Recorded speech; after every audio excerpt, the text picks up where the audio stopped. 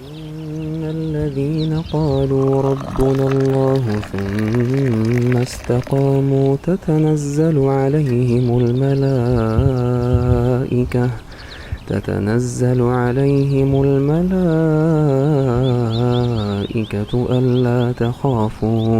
ألا تخافوا ولا تحزنوا